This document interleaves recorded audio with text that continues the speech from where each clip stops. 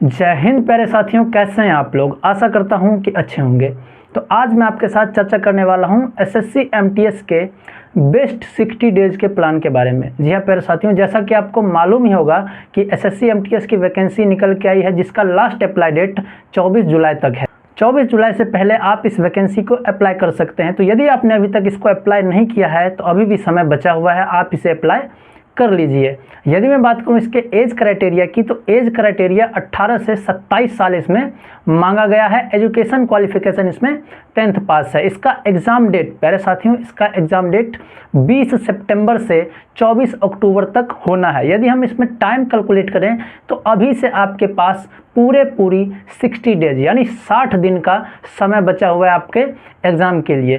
तो 60 दिन का बेस्ट प्लान जानेंगे, बेस्ट स्ट्रैटेजी जानेंगे कि कैसे हम 60 दिन में एसएससी एमटीएस का एग्ज़ाम क्वालिफाई करके अपनी सरकारी नौकरी पाने का सपना को पूरा कर सकते हैं। तो आइए देखते हैं। उससे पहले यदि आपने वीडियो को लाइक नहीं किया है तो वीडियो को लाइक कर दीजिए और चैनल को सब्सक्राइब कर दीजिए।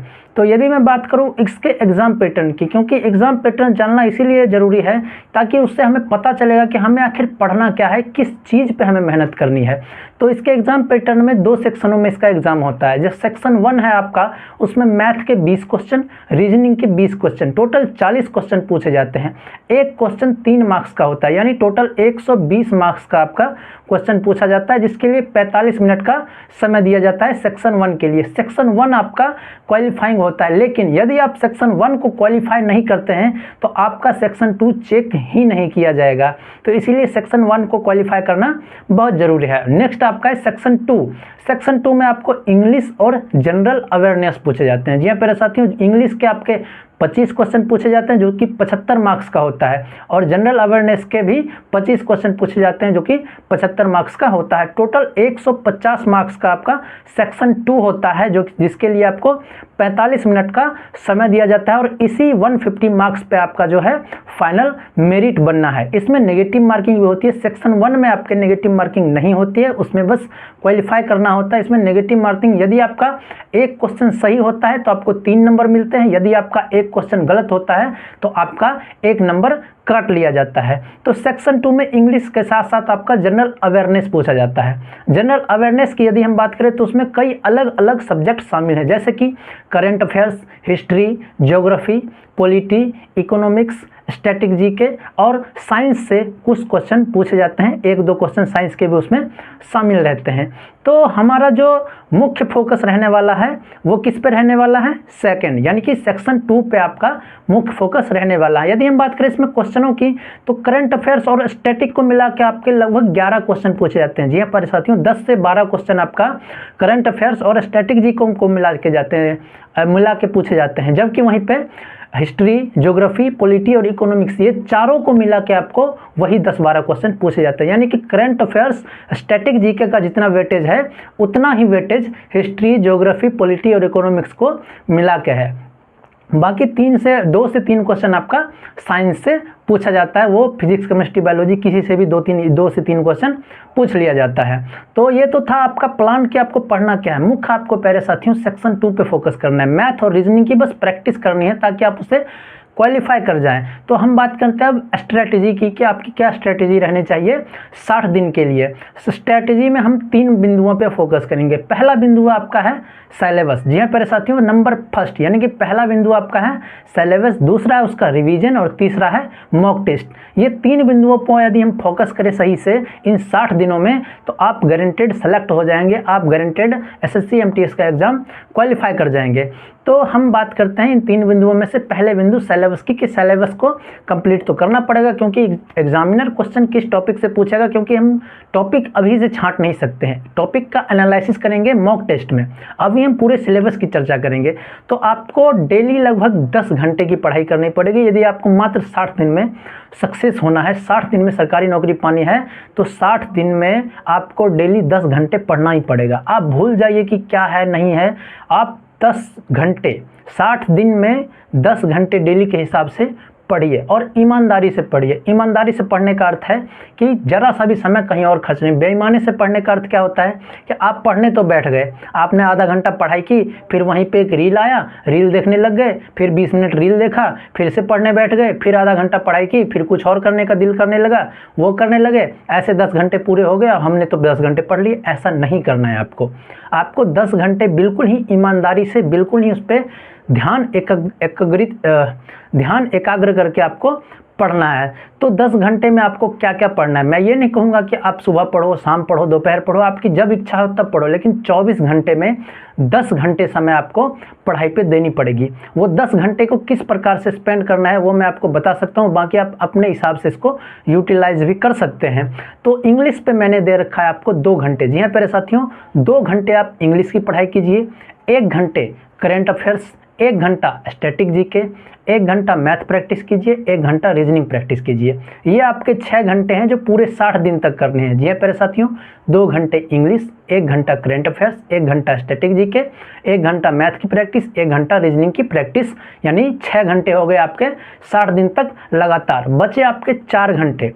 उन 4 घंटे में हिस्ट्री, ज्योग्राफी, पॉलिटी और इकोनॉमिक्स, ये 4 सब्जेक्ट पढ़ जाते हैं। तो आइदर आप 60 दिन तक 1-1 घंटे करके इन चारों सब्जेक्ट को पढ़ सकते हैं, या फिर आप फर्स्ट 30 दिनों में 2 घंटे हिस्ट्री, 2 घंटे पॉलिटी पढ़ सकते हैं, अगले 30 दिनों में 2 घंटे ज्योग्राफी और 2 घंटे इकोनॉमिक्स पढ़ सकते हैं। तो इस प्रकार से आपका सिलेबस कंप्लीट हो जाएगा। प्यारे साथियों, दूसरा है स्टडी स्मार्ट नोट हार्ड। ये मैंने क्या बोला, स्टडी स्मार्ट। इसका अर्थ है कि आपको पूरा सिलेबस तो ख़त्म कर लिया, लेकिन ऐसा नहीं करना है कि जो अनवांटेड है, जिनसे क्वेश्चन पूछा ही नहीं जा सकता है आपके एग्जाम में, जिससे पूछने का कोई चांस ही नहीं है, उसको भी आप पढ़ रहे हैं, उस पर भी आप मेहनत कर रहे हैं, उस पर भी आप समय बिता रहे हैं। तो आपको समय को भी ध्यान रखना है कि आपके पास मात्र 60 दिन है और 60 दिन में क्वालिफाई करना है। तो इसका अर्थ हुआ कि हमें पढ़ना वही है जो एग्ज़ाम में पूछा जाता है, क्योंकि जनरल अवेयरनेस ऐसा है जिसमें पढ़ने के लिए पता नहीं संसार से भी बड़ा है। यानी कि जनरल अवेयरनेस में पढ़ने के लिए क्या क्या कुछ नहीं है, बहुत कुछ है जनरल अवेयरनेस में पढ़ने के लिए, लेकिन पढ़ना आपको वही है जो आपके एग्जाम में पूछा जाएगा। आप ये कहाँ से पता चलेगा कि भैया कि क्या पढ़ना है, कौन से टॉपिक हैं? तो इसके लिए आपको मॉक टेस्ट लगाना पड़ेगा। मॉक टेस्ट में प्रीवियस ईयर क्वेश्चन के मॉक टेस्ट जो आपके नॉर्मल ऐप पे अवेलेबल हैं, बहुत सारे ऐप्स ऐसे हैं जिस पे अवेलेबल हैं, तो आप प्रीवियस ईयर क्वेश्चन लगा सकते हैं मॉक टेस्ट के रूप में, और वहाँ से एनालिसिस कीजिए कि एमटीएस ने अब तक किन किन टॉपिकों से ज़्यादा क्वेश्चन पूछा है, किन टॉपिक से कम क्वेश्चन पूछा है। इसका एनालिसिस करके उन टॉपिक को नोट डाउन कीजिए। वहाँ से आपको पता चल जाएगा कि भाई ऐसा क्वेश्चन, इस प्रकार का क्वेश्चन, इस टाइप का क्वेश्चन पूछा जाता है। अब मॉक टेस्ट कैसे लगाएंगे? मॉक टेस्ट वीक में 2 दिन लगाना है, 2 दिन सेलेक्ट करना है आपको मॉक टेस्ट के लिए। शुरुआती दौर में फर्स्ट 30 दिनों में वीक में 2 दिन सेलेक्ट करना है आपको मॉक टेस्ट के लिए। आइदर ज़्यादातर लोग सैटरडे और संडे प्रीफर करते हैं, आप अपने हिसाब से ले सकते हैं कोई 2 दिन। तो उस दिन आपको मॉक टेस्ट लगाना है। 2 मॉक टेस्ट 1 दिन में लगाना है, यानी कि सप्ताह में 2 दिन मॉक टेस्ट लगाना है, 1 दिन में 2 मॉक टेस्ट, यानी टोटल 4 मॉक टेस्ट आपको 1 वीक में लगाना है।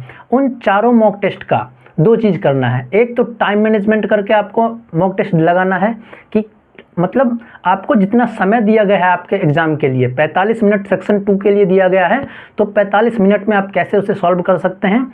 और दूसरा आपका है एनालिसिस। एनालिसिस में आप क्या करेंगे कि वैसा क्वेश्चन जो आपसे नहीं